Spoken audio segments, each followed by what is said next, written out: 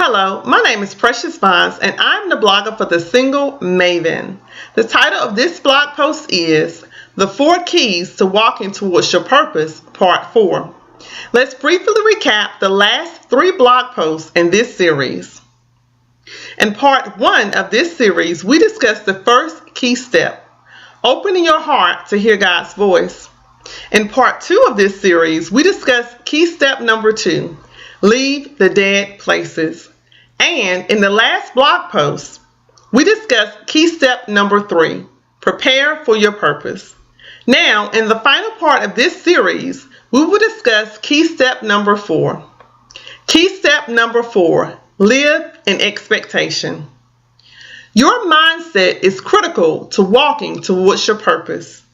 As we discussed previously, your mindset must match your purpose. In order for your mindset to match your purpose, you must live in a state of constant expectation. You must expect that there will be a manifestation of God's purpose for your life, regardless of what you see or how long it takes. In particular areas of my life, I've often wondered when and if God's plan would ever come to pass. I've shared with you in my book, The Sweetest Transition, how my prolonged state of singleness left me feeling trapped by my circumstances. And if you've ever been in a similar situation, you may have had those thoughts as well. Feeling trapped by your circumstances is completely normal. However, it's critically important that your thought process not remain in a perpetual state of disbelief. Your thoughts should not dissuade you from believing that walking in your purpose is possible. Let's dig a bit deeper. Let's take a moment and look at the definition of the word expectation. The word expectation means a strong belief that something will happen or be the case in the future. Therefore, if you have an expectation for something to happen, you have faith that this specific thing surely is possible. If you desire to walk towards your purpose in any area of your life, you must lay down a foundation of faith, trusting in God for it to come to pass.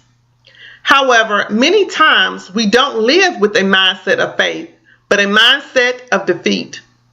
Our minds tell us that the purpose and plan that God has for us will never be revealed, nor will it ever come to pass.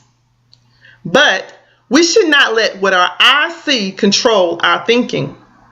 We must dare our souls to go beyond what our eyes may see in this moment, choosing instead to view our lives through a lens of faith. So, how can we stop living in a state of defeat and start living in a spirit of expectation? Let's look at 4 critical steps. Critical step number 1, stop negative self-talk. Get rid of the limitations in your mind regarding God's ability to move in your life. Speak life over the purpose that you believe God has for you in this next season. Positive attitudes and mindsets bolster your faith in this season of expectation. Living with a defeated mentality robs you of your inheritance. Critical step number 2, stop living in denial. Stop denying who you were called to be. You may have confusion regarding God's purpose for your life. However, don't deny the existence of your purpose because you have not received clarity regarding it. Affirm who you are and who God created you to be in this season of expectation. Affirming yourself builds confidence and supports the foundation for living with a spirit of expectation. Critical step number 3, stop the comparison game. In spite of what you may think about another person's life or accomplishments, their life is in no way better than yours because you have not fully walked in your purpose. Many times I've had to remind myself that my inheritance is my inheritance. No one can take it away from me. Therefore, remind yourself that God's purpose and plan for your life is unique to you. He created you with specificity. Stop comparing yourself to what you wish you could have done or who you wish you could have been. Start seizing the time now, taking bold action steps so that you can walk towards God's purpose for your life. And critical step number 4, reach out for support from others.